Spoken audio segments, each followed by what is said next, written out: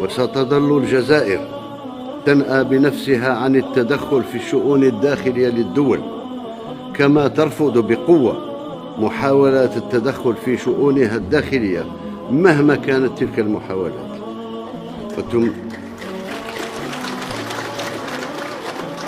وتمد الجزائر يدها لجميع الدول لإسهام في محاربة الإرهاب العالمي والجريمة المنظمة والعابرة للحدود والمخدرات وكل الآفات الاجتماعية العالمية، بهدف الإسهام بفعالية في تحقيق السلم والأمن العالميين.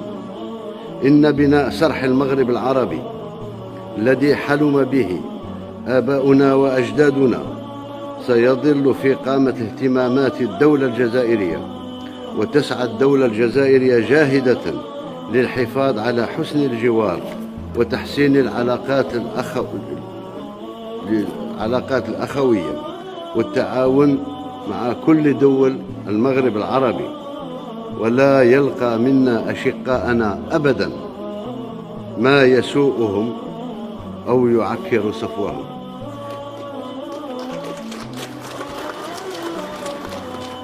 ولا بد لي أن أعلن بوضوح أن مسألة الصحراء الغربية هي مسألة تصفية استعمار،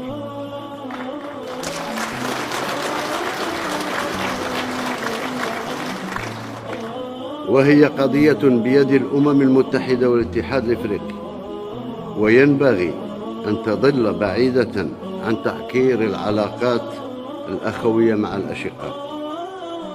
وسوف تبذل الجزائر مزيدا من الجهد في سبيل تحقيق استقرار ليبيا الشقيقة والحفاظ على وحدتها الشعبية والترابية، وهذا من واجباتنا وأولوياتنا.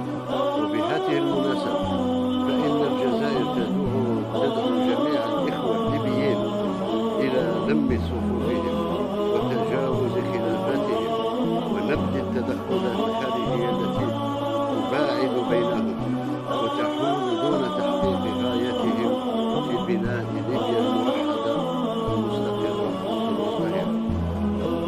فالجزائر أولى وأكبر المعنيين باستقرار ليبيا، حب من أحب وكره من كره.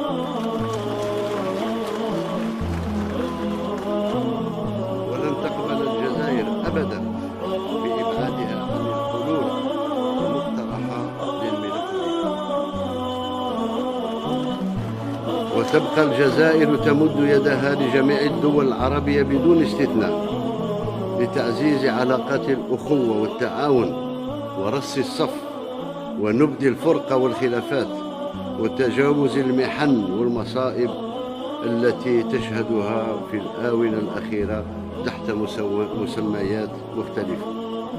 إننا نتطلع بشوق لنرى أشقاءنا في سوريا والعراق واليمن قد تجاوزوا محنتهم، وإننا على استعداد للإسهام في سبيل تيسير سبل تحقيق ذلك بصدق وإخلاص وحسن نية. كذلك لن تدخر الجزائر أي جهد في سبيل إصلاح الجامعة العربية بصفتها المظلة الجامعة لكل العرب والمعبرة عن وحدتهم ووحدة مصيرهم. لا تكتمل هذه الكلمة التي أوجهها لكم اليوم إلا بالوقوف عند القضية الفلسطينية،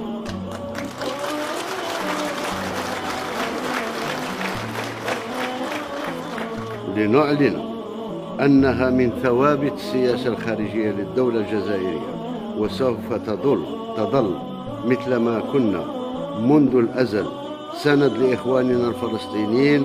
لن نتأخر في الاستجابة لندائهم، وسوف نقف إلى جانب نضالهم حتى تحقيق حقهم المشروع في بناء الدولة الفلسطينية المستقلة عاصمتها القدس الشريف وتحقيق حق العودة.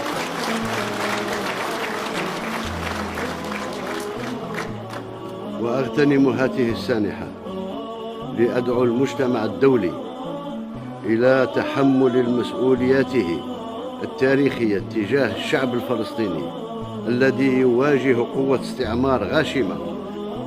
السلام عليكم. إذا كنت لست حاسد اشترك في قناتي واضغط على زر الإعجاب لكي يصلك كل جديد.